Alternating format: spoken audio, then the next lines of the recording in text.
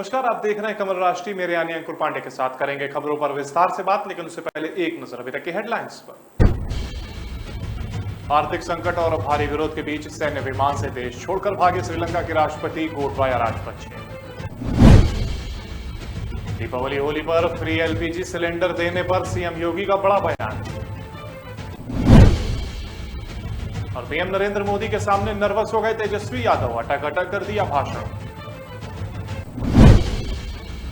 कर्नाटक के मुख्यमंत्री बसवराज बोम्मई ने की बाढ़ प्रभावित इलाकों की समीक्षा, राहत कार्यों के लिए दिए 730 करोड़ रुपए। मथुरा में तेज प्रताप यादव को पुलिस ने गोवर्धन की परिक्रमा करने से रोका, अब सामने आई वजह। और आइए अब करते हैं खबरों पर बात विस्तार से। श्रीलंका के राष्ट्रपति गोटबाया राजपक्षे बुधवार तड़के देश छोड़कर भाग गए हैं। समाचार एजेंसी एसोसिएटेड प्रेस ने इमिग्रेशन अधिकारी का हवाला देते हुए बताया कि राष्ट्रपति, उनकी पत्नी और 2 सुरक्षाकर्मी श्रीलंका वायुसेना के विमान से सवार होकर मालदीव की राजधानी माले निकल गए हैं। इमिग्रेशन सूत्रों के मुताबिक राजपक्षे, उनकी पत्नी और 2 अंगरक्षक एंटोनोव 32 सैन्य विमान में सवार होकर 4 यात्रियों में शामिल थे, जिन्होंने श्रीलंका के मुख्य अंतर्राष्ट्रीय हवाई अड्डे से उड़ान भरी थी। माल में एयरपोर्ट के एक अधिकारी ने कहा कि मालदीव पहुंचने पर उन्होंने पुलिस सुरक्षा के तहत एक अज्ञात स्थान पर ले जाया गया। हालांकि गोटबाया राजपक्षे भारी दबाव के चलते राष्ट्रपति पद से अपना इस्तीफा देने पर राजी हो गए थे, लेकिन रॉयटर्स के मुताबिक श्रीलंका के पार्लियामेंट्री स्पीकर ने बताया कि राष्ट्रपति का इस्तीफा मिलना अभी बाकी है। रॉयटर्स ने मंगलवार को बताया कि जब 20 जुलाई को पार्लियामेंट में चुनाव होगा तो श्रीलंका की मुख्य विपक्षी पार्टी अपने नेता साजिद प्रेमदासा को देश का अगला राष्ट्रपति चुनेंगे। राष्ट्रपति के रूप में राजपक्षे की गिरफ्तारी से छूट प्राप्त है और माना जा रहा है कि हिरासत में लिए जाने की संभावना से बचने के लिए वह देश छोड़कर चले गए हैं। राजपक्षे ने देश छोड़ने की एक कोशिश और की थी, लेकिन तब इमिग्रेशन अधिकारियों की तरफ से गतिरोध का सामना करना पड़ा था। इमिग्रेशन अधिकारियों वीआईपी सेवाओं से हट गए और उन्होंने जोर देकर कहा कि राष्ट्रपति को सार्वजनिक काउंटर से गुजरना होगा, लेकिन इसके लिए राजपक्षे तैयार नहीं थे। इसके बाद उन्होंने एक नेवी पेट्रोल क्राफ्ट में द्वीप छोड़ने के बारे में सोचा था। बता दें, शनिवार 9 जुलाई को हजारों प्रदर्शनकारी राष्ट्रपति के आधिकारिक आवास में घुस गए थे, लेकिन इससे पहले ही राजपक्षे आवास से निकल चुके थे। उसके बाद से ही उनकी लोकेशन के बारे में तरह तरह के कयास लगाए जा रहे थे। राष्ट्रपति के देश छोड़कर जाने की खबरें ऐसे समय में आई हैं जब उन्हें अपनी घोषणा के मुताबिक आज 13 जुलाई को इस्तीफा देना है। राष्ट्रपति आवास में प्रदर्शनकारियों के घुसने के बाद राजपक्षे ने 13 जुलाई को इस्तीफे देने की बात कही थी। अब राष्ट्रपति के देश छोड़कर चले जाने के बाद उनके इस्तीफे को लेकर भी सवाल खड़े हो रहे हैं। हालांकि मंगलवार को मीडिया रिपोर्ट्स में दावा किया गया था कि राजपक्षे ने अपना त्यागपत्र पर हस्ताक्षर कर दिए हैं। मुख्यमंत्री योगी आदित्यनाथ ने गोरखपुर को विकास की सौगात दी है। उन्होंने मंगलवार को 463.60 करोड़ की परियोजनाओं का शिलान्यास और लोकार्पण किया है। इस अवसर पर उन्होंने कहा कि वे मंगलवार को गुरु पूर्णिमा के एक दिन पूर्व गोरखपुर के लोगों को परियोजनाओं की सौगात देने आए हैं। शिक्षा, स्वास्थ्य, सड़क और बाढ़ से बचाव के उपाय के लिए हर विधानसभा क्षेत्र में विकास की सौगात मिल रही है। उन्होंने कहा कि यूपी में 5 साल में चहुमुखी विकास के साथ एक भी दंगे नहीं हुए हैं। सड़क पर किसी भी तरह के धार्मिक आयोजनों की अनुमति नहीं दी गई है। किसी को भी तेज आवाज में लाउडस्पीकर बजाने की अनुमति नहीं दी गई। जिन्हें आयोजन करने थे वे लोग भी अनुमति लेने के बाद ही आयोजन कर पाए और हमें कानून के दायरे में रहकर कार्य करने की जरूरत है। 1 करोड़ लोगों को जिन्होंने कभी भी ग्रीन ईंधन के रूप में एलपीजी सिलेंडर के दर्शन नहीं किए थे, उन्हें फ्री में कनेक्शन दिया गया। फ्री में कनेक्शन उपलब्ध होने के बाद अब सरकार ने यह भी तय किया है कि दीपावली और होली के अवसर पर उन्हें एलपीजी का सिलेंडर सरकार के द्वारा फ्री में उपलब्ध करवाने का कार्य भी किया जाएगा। मेरी आप सबसे अपील होगी कि आज गोरखपुर विकास की एक नई ऊंचाइयों को छू रहा है। जो गोरखपुर के जितने भी उपेक्षित फर्टिलाइजर कारखाना को चलाने का प्रारंभ हो चुका है। एम्स न केवल स्थापित हुआ बल्कि यहाँ पर अपनी उपचार की सुविधा गोरखपुर वासियों को उपलब्ध करा रहा है। गोरखपुर की सड़कों के चौड़ीकरण का कार्य हो या विकास की छोटी बड़ी योजनाएं, बाढ़ से बचाव, शिक्षा से जुड़ी हुई थी, इन सभी को आगे बढ़ाने का कार्य किया है। और सीएम योगी आदित्यनाथ गोरखपुर क्लब में विकास की 463.60 की विकास की परियोजनाओं का शिलान्यास और लोकार्पण किया।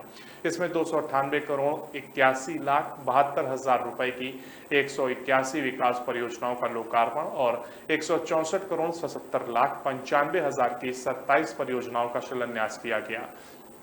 इसमें बाढ़ से बचाव, सड़क बंधों के सुंदरीकरण के साथ विकास के अनेक कार्य सम्मिलित हैं और इस अवसर पर उन्होंने विभिन्न योजनाओं के लाभार्थियों को लाभान्वित किया और बेसिक शिक्षा विभाग की ओर से बच्चों द्वारा लगाए गए स्टॉल का अवलोकन भी किया। उन्होंने दिव्यांगों को ट्राइसाइकिल और हेलमेट भी वितरित किया। और मौका था बिहार में शताब्दी वर्ष के समापन समारोह का। समारोह में प्रधानमंत्री नरेंद्र मोदी, मुख्यमंत्री नीतीश कुमार समेत पक्ष विपक्ष के तमाम दिग्गज नेता मौजूद थे। विधानसभा अध्यक्ष विजय सिन्हा के स्वागत में भाषण के बाद दूसरे नंबर पर भाषण देने के लिए तेजस्वी यादव को बुलाया गया। मंच पर बोलने के लिए तेजस्वी यादव भाषण लिखकर लाए थे, लेकिन भाषण पढ़ने के दौरान काफी नर्वस नजर आए और भाषण पढ़ने के दौरान कई जगहों पर अटकते हुए भी नजर आए। कई लाइनों को ठीक से पढ़ नहीं पाए। शताब्दी वर्ष के समापन समारोह के दौरान दिए गए भाषण को लेकर तेजस्वी यादव विपक्ष के निशाने पर आ गए हैं। विपक्ष बीजेपी और जेडीयू ने निशाना साधा है। दरअसल प्रधानमंत्री नरेंद्र मोदी बिहार विधानसभा में शताब्दी स्मृति स्तंभ के उद्घाटन समारोह में शिरकत करने मंगलवार शाम पटना पहुंचे। इस दौरान देश के प्रधानमंत्री नरेंद्र मोदी के सामने आरजेडी नेता तेजस्वी यादव अपने भाषण में बार बार अटकते रहे। लिखा हुआ भाषण पढ़ते हुए तेजस्वी यादव कई बार रुके और अटके।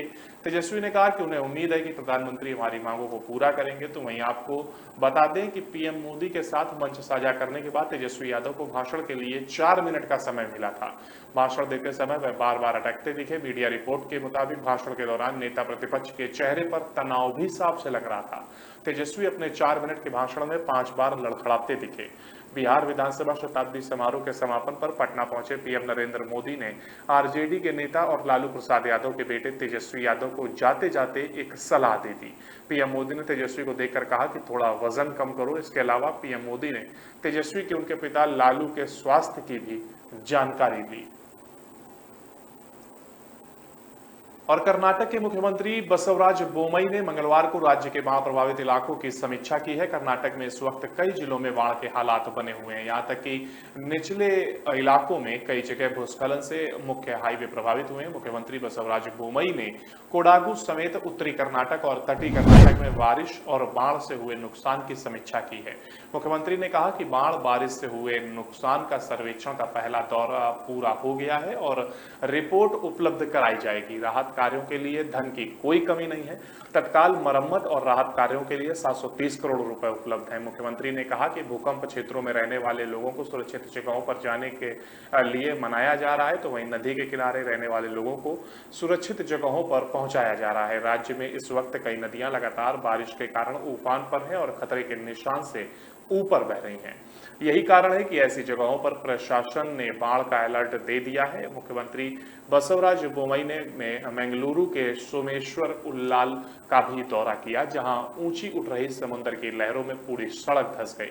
यहां तक कि कई घर भी समंदर में बहने लगे हालात में हैं और कर्नाटक के बेलगावी में घटप्रभा नदी उफान पर बह रही है और वही नदी के ऊपर बने पुल पर लोग लापरवाह बने हुए हैं और अपने वाहन को ले जा रहे हैं। विजयपुरा में भारी बारिश के चलते मकान का छज्जा गिर गया।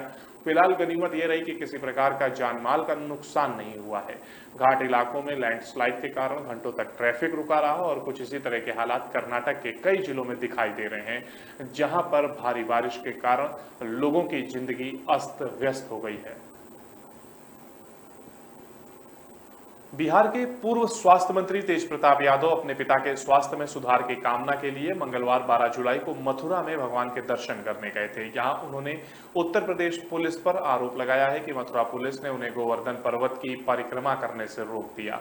वहीं बताया जा रहा है कि इस प्रकरण में तेज प्रताप यादव को मथुरा के थाने में करीब आधे घंटे तक बैठा कर रखा गया, जिस पर मथुरा पुलिस ने अपना पक्ष रख मामले में सफाई दी है। तेज प्रताप यादव ने पूरे मामले में यूपी के मुख्यमंत्री योगी आदित्यनाथ के इशारे पर मथुरा एसएसपी और गोवर्धन थाना इंचार्ज द्वारा इन्हें रोके जाने का आरोप लगाया है। दरअसल तेज प्रताप यादव मंगलवार को वृंदावन के गोवर्धन पर्वत पहुंचे थे, जहां पर वह अपने वाहन के साथ ही परिक्रमा करना चाह रहे थे। इस पर मथुरा पुलिस ने सफाई दी है कि एनजीटी और न्यायालय के आदेशानुसार गोवर्धन पर्वत की परिक्रमा मार्ग पर वाहन ले जाना मना है। ऐसे में पुलिस ने तेज प्रताप यादव के वाहन को परिक्रमा मार्ग पर ले जाने से मना किया गया था, जिसके बाद तेज प्रताप यादव खुद एसएचओ गोवर्धन से थाने में परमिशन लेने लेने के लिए आए थे, जिस पर एसएचओ ने उन्हें सम्मान सहित समझाया, जिसके बाद भी वे अपने वाहन के साथ ही गोवर्धन पर्वत की परिक्रमा करना चाहते थे। ऐसे में परमिशन नहीं मिलने पर वे वापस चले गए। फिलहाल तेज प्रताप यादव ने आरोप लगाते हुए कहा कि पुलिस अधिकारियों के परिवार के लोग अपने वाहन से परिक्रमा मार्ग पर जा रहे थे, ऐसे में उन्हें बिना दर्शन और परिक्रमा किए ही वापस लौटना पड़ा। बता दें कि आरजेडी सुप्रीमो लालू प्रसाद यादव इन दिनों दिल्ली के एम्स में अपना इलाज करवा रहे हैं, तो वहीं उनके बड़े बेटे और बिहार के पूर्व स्वास्थ्य मंत्री तेज प्रताप यादव अपने पिता के स्वास्थ्य में जल्द सुधार को लेकर भगवान की शरण का सहारा लेते नजर आ रहे हैं। इसी के साथ हम यहाँ पर एक छोटे से ब्रेक के लिए हालांकि ब्रेक पर जाने से पहले अब तक की हेडलाइंस। आर्थिक संकट और भारी विरोध के बीच सैन्य विमान से देश छोड़कर भागे श्रीलंका के राष्ट्रपति गोटबाया राजपक्षे। दीपावली होली पर फ्री एलपीजी सिलेंडर देने पर सीएम योगी का बड़ा बयान। और पीएम नरेंद्र मोदी के सामने नर्वस हो गए तेजस्वी यादव, अटक अटक कर दिया भाषण। कर्नाटक के मुख्यमंत्री बसवराज बोम्मई ने की बाढ़ प्रभावित इलाकों की समीक्षा, राहत कार्यों के लिए दिए 730 करोड़ रुपए। मथुरा में तेज प्रताप यादव को पुलिस ने गोवर्धन की परिक्रमा करने से रोका, अब सामने आई वजह।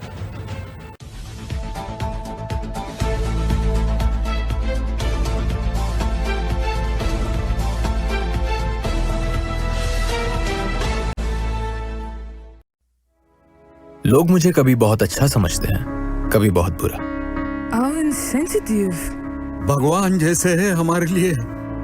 एनी टेस्ट जरूरी है क्या? जान बचाई है मेरे बेटे की। ठीक से देखा ही नहीं, सिर्फ 2 मिनट। लोगों की बातों का असर मैं अपने काम पे नहीं पड़ने देता। मैं जो करता हूं वो अपने पेशेंस के लिए करता हूं। अगर मेरे पास सिर्फ 2 मिनट है तो शायद इसलिए क्योंकि कोई और क्रिटिकल है। अगर मैं 1 से ज्यादा टेस्ट करवा रहा हूं वो इसलिए क्योंकि मेरे ट्रीटमेंट में डाउट की जगह नहीं। अगर मैं स्ट्रिक्ट या इनसेंसिटिव हूं वो इसलिए क्योंकि आपकी हेल्थ सबसे इंपॉर्टेंट है। तो लोग मुझे चाहे अच्छा समझे या बुरा, मैं उनसे कहता हूं थैंक यू, क्योंकि वो मुझे रोकते नहीं बल्कि याद दिलाते हैं कि मुझे मेरे पेशेंट्स के लिए क्या करना है।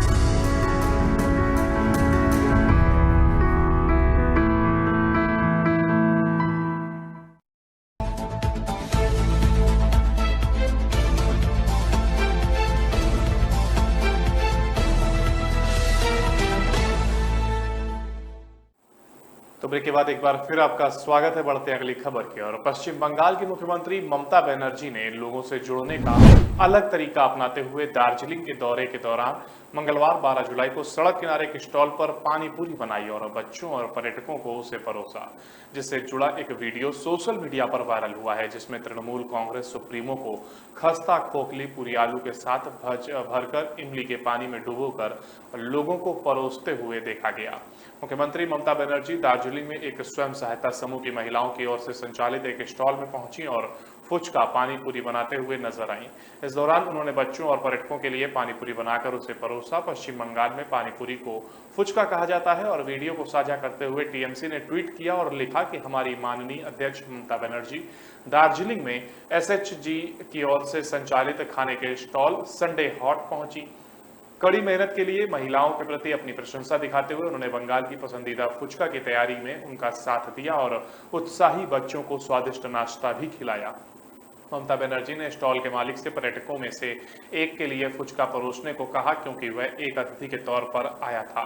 टीएमसी प्रमुख मंगलवार को गोरखालैंड प्रादेशिक प्रशासन के नवनिर्वाचित बोर्ड सदस्यों के शपथ ग्रहण समारोह में भाग लेने के लिए दार्जिलिंग के दौरे पर थीं, जहां बुधवार को उनका एक और कार्यक्रम है। पश्चिम बंगाल की मुख्यमंत्री ममता बनर्जी ने अपनी पिछली दार्जिलिंग यात्रा के दौरान सड़क किनारे एक स्टॉल पर लोकप्रिय तिब्बती डिश मोमो बनाया था। 2019 में दीघा के समुद्री रिजॉर्ट शहर से कोलकाता लौटते समय उन्होंने एक स्टॉल पर चाय तैयार की और लोगों को परोसी थी।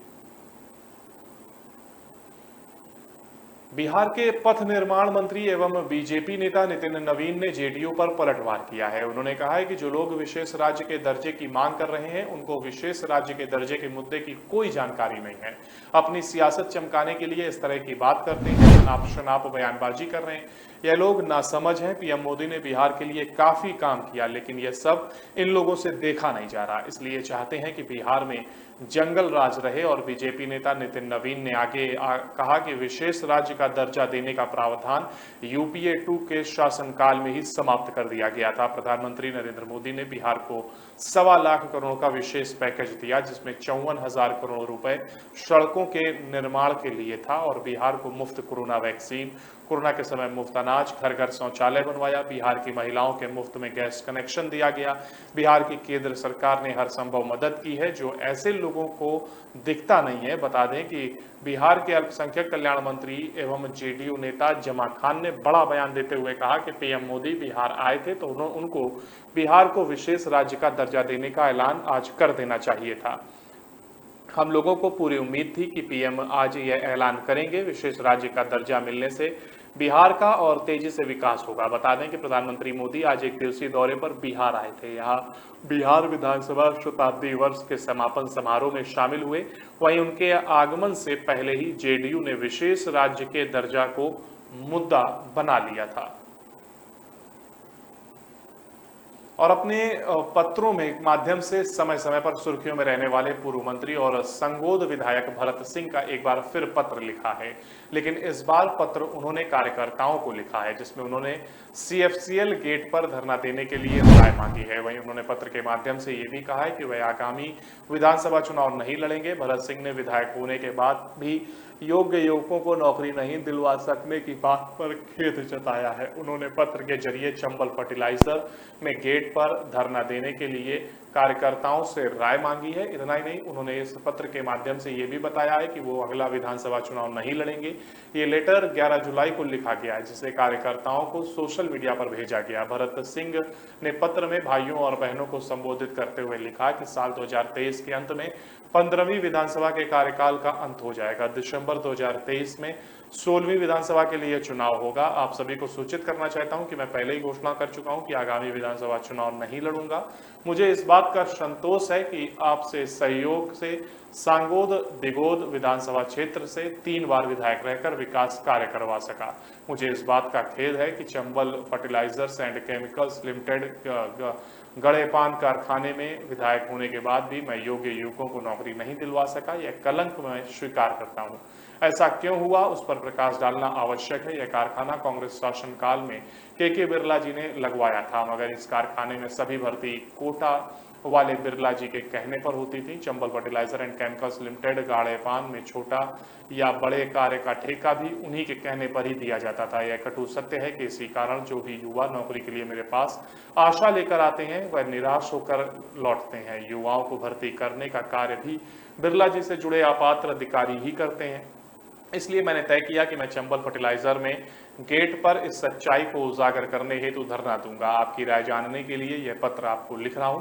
कृपया अपनी राय से अवगत करें। केंद्र सरकार की अग्निपथ योजना के लेकर कांग्रेस में बगावत होती दिख रही है। कांग्रेस सांसद मनीष तिवारी ने केंद्र की अग्निपथ योजना को वापस लेने के लिए विपक्ष के ज्ञापन पर हस्ताक्षर करने से इनकार कर दिया था, जिसे लेकर कांग्रेस आलाकमान मनीष तिवारी से नाराज बताया जा रहा है। अग्निपथ योजना को लेकर पार्टी के रुख के विपरीत मनीष तिवारी ने खुलकर इस योजना का समर्थन किया है, जिसके कारण कांग्रेस के भीतर आक्रोश है। तो वहीं केंद्र की अग्निपथ भर्ती योजना को वापस लेने के लिए विपक्ष के ज्ञापन पर मनीष तिवारी के हस्ताक्षर करने से इनकार करने के बाद कांग्रेस आलाकमान की नाराजगी बढ़ गई है। आपको बता दें कि मनीष तिवारी कांग्रेस सांसद होने के अलावा संसद में रक्षा के लिए सलाहकार समिति का हिस्सा भी है। रक्षा संबंधी संसदीय सलाहकार समिति की बैठक में विपक्ष की ओर से अग्निपथ भर्ती योजना को वापस लेने की मांग की गई। बैठक में कुल 12 सांसदों में से 6 विपक्षी दल के थे। कांग्रेस ने रजनी पाटिल, शक्ति सिंह गोहली और मनीष तिवारी, राष्ट्रवादी कांग्रेस पार्टी की सुप्रिया सुले, सुदीप बंदोपाध्याय और तृणमूल कांग्रेस के सौगत राय और राष्ट्रीय जनता दल से एडी सिंह तिवारी को छोड़कर सभी 6 ने योजना को वापस लेने के लिए एक ज्ञापन पर हस्ताक्षर किए। मनीष तिवारी के इस रुख से पार्टी आलाकमान उनसे बेहद नाराज बताया जा रहा है। सूत्रों की माने तो कांग्रेस जल्द ही उन पर कोई सख्त कार्रवाई कर सकती है। सूत्रों के मुताबिक मनीष के निलंबन पर भी चर्चा हो रही है। कांग्रेस मनीष तिवारी के पार्टी लाइन का पालन नहीं करने पर अनुशासनात्मक कार्रवाई पर भी विचार कर रही है। और राजस्थान के उदयपुर में 28 जून को आतंकी घटना में कन्हैया लाल की हत्या मामले में राज्य सरकार द्वारा की गई घोषणा के आदेश जारी हो गए हैं। आदेश के अनुसार कन्हैया लाल के दोनों पुत्र यश और तरुण को उदयपुर कोष कार्यालय में कनिष्ठ सहायक के पद पर लगाया गया है। उन्हें 1 माह के अंदर ज्वाइन करने के आदेश जारी किए गए हैं। यह आदेश जिला कलेक्ट्रेट ताराचंद्र मीणा ने जारी किए हैं। आदेश में कुछ शर्तें भी रखी गई हैं और दोनों ज्वाइनिंग तिथि से 2 साल तक ट्रेनी रहेंगे। माना जा रहा है कि इससे उनके घर की आर्थिक स्थिति संभल जाएगी। आदेश में कलेक्टर ने लिखा है कि बलवा, आतंकी घटना, प्रदर्शन, आंदोलन, धरना आदि में किसी की मृत्यु हो जाती है तो मृतक आश्रित को मंत्रालयिक पद पर नियुक्त देने का प्रावधान है। दोनों को 2 साल तक ट्रेनी रहेंगे। इस दौरान उन्हें 14,600 रुपए वेतन दिया जाएगा और इसके बाद 2,400 ग्रेड पे में सैलरी मिलेगी। और इसी के साथ हम यहां पर एक छोटे से ब्रेक के लिए, ब्रेक पर जाने से पहले अब तक की हेडलाइंस। आर्थिक संकट और भारी विरोध के बीच सैन्य विमान से देश छोड़कर भागे श्रीलंका के राष्ट्रपति गोटबाया राजपक्षे। दीपावली होली पर फ्री एलपीजी सिलेंडर देने पर सीएम योगी का बड़ा बयान। और पीएम नरेंद्र मोदी के सामने नर्वस हो गए तेजस्वी यादव, अटक अटक कर दिया भाषण। कर्नाटक के मुख्यमंत्री बसवराज बोम्मई ने की बाढ़ प्रभावित इलाकों की समीक्षा, राहत कार्यों के लिए दिए 730 करोड़ रुपए। मथुरा में तेज प्रताप यादव को पुलिस ने गोवर्धन की परिक्रमा करने से रोका, अब सामने आई वजह।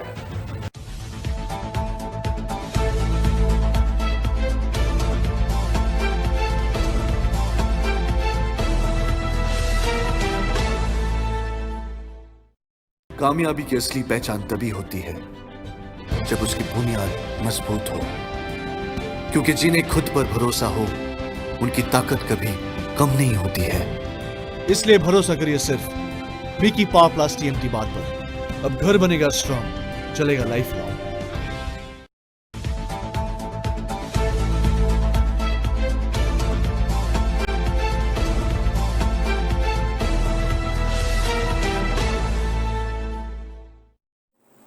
तो ब्रेक के बाद एक बार फिर आपका स्वागत है। बढ़ते हैं अगली खबर की ओर।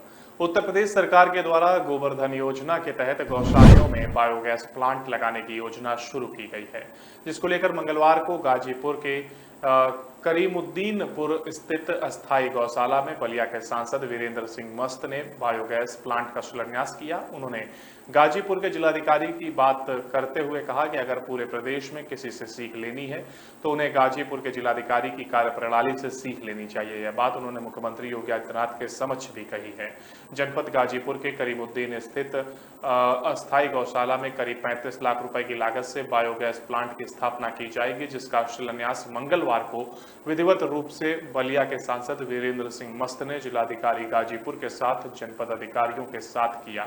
इस दौरान जिलाधिकारी मंगला प्रसाद सिंह ने बताया कि यूपी सरकार की गोवर्धन योजना के अंतर्गत स्थापित किए जा रहे बायोगैस प्लांट के संचालन के लिए उपयोग होने वाले गोबर अपशिष्ट को ऑटो मिक्सचर द्वारा केवल एक ऑपरेटर द्वारा ऑटोमेटिक बायोगैस प्लांट में भेजा जाएगा, जिससे दैनिक व्यस्त न्यूनतम आएगा। डीएम ने आगे बताया कि बायोगैस प्लांट में उत्पन्न होने वाली गैस को बिजली में परिवर्तित कर लाइट, पंखा, समरसेबल पंप के संचालन और खाना पकाने में गैस चूल्हा जलाने के लिए उपयोग में लाया जाएगा। बायोगैस से निकलने वाली स्लरी सुखाकर खाद के रूप में कृषि कार्य के लिए उपयोग किया जाएगा। बायोगैस प्लांट से निकलने वाले खाद को ग्रामीणों को बिक्री कर प्राप्त धनराशि का उपयोग आवश्यकता अनुसार बायोगैस प्लांट का अनुरक्षण और गौ आश्रय स्थल का संचालन प्रभावी रूप से किया जा सकेगा।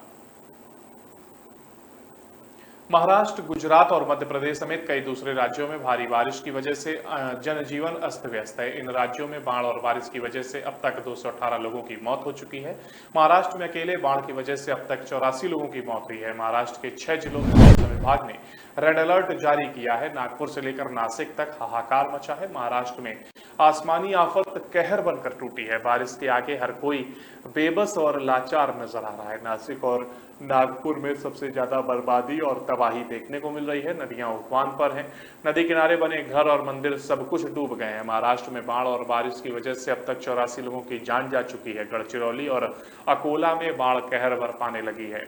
कई इलाके जलमग्न हो गए हैं, हर तरफ पानी ही पानी नजर आ रहा है। यहाँ एनडीआरएफ की टीम मौके पर पहुंची और रेस्क्यू ऑपरेशन शुरू हुआ है। अकोला में नदियों के उफान की वजह से तटीय इलाकों में बाढ़ के हालात बन गए हैं। महाराष्ट्र के 6 जिलों में रेड अलर्ट है। मौसम विभाग के पालघर, नासिक, रायगढ़, पुणे, सतारा और कोल्हापुर में भारी बारिश की चेतावनी जारी की है। बाढ़ प्रभावित क्षेत्रों में मुख्यमंत्री एकनाथ शिंदे की नजर बनी हुई है। छत्तीसगढ़ और मध्य प्रदेश में भी भारी बारिश से बाढ़ के हालात बन गए हैं। छत्तीसगढ़ के 2 जिलों में रेड अलर्ट है और छत्तीसगढ़ में आसमानी आफत के आगे मासूम भी बेबस और लाचार हो गए हैं। सुकामा में भारी बारिश से गांव में पानी भर गया और रास्ते कट गए। ऐसे में गांव वाले अपने बच्चों को उफनते नाले को पार करने के लिए एक बर्तन में रखकर धीरे धीरे सैलाब को पार करते हुए दिखाई दिए।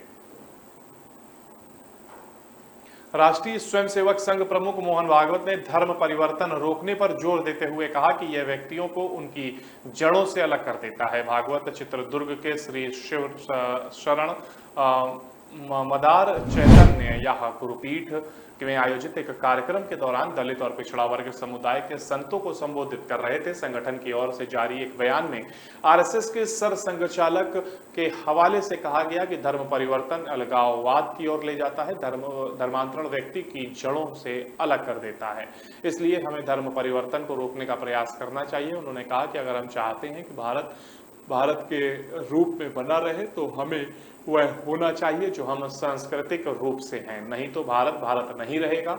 इसलिए हमें यह सुनिश्चित करना होगा कि धर्म हर जगह व्याप्त हो। मोहन भागवत ने कहा कि हिंदू समाज में जो समस्याएं हैं अस्पृश्यता और असमानता है जो केवल मन में विद्यमान है, शास्त्रों से नहीं।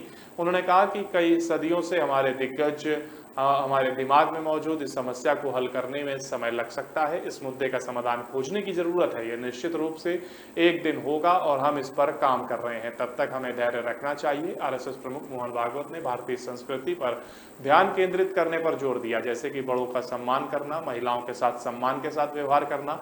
भगवान भागवत ने धर्मगुरुओं से कहा कि शिक्षण का आधुनिक तरीका शिक्षा तो प्रदान करता है लेकिन यह संस्कृति से दूर करता है। अगर हमें संस्कृति और प्रतिबद्धता को मजबूत करना है तो हमें अपने आप को किसी न किसी प्रकार की पूजा पद्धति से जोड़ना होगा जो केवल संत ही कर सकते हैं। और राजधानी दिल्ली में कोरोना के मामलों में फिर से बढ़ोतरी देखने को मिल रही है। दिल्ली स्वास्थ्य विभाग की मंगलवार को जारी हुई कोरोना रिपोर्ट के अनुसार पिछले 24 घंटे में कोरोना के 400 नए मामले सामने आए। इसके साथ ही पिछले 24 घंटे में एक मरीज की मौत हुई है।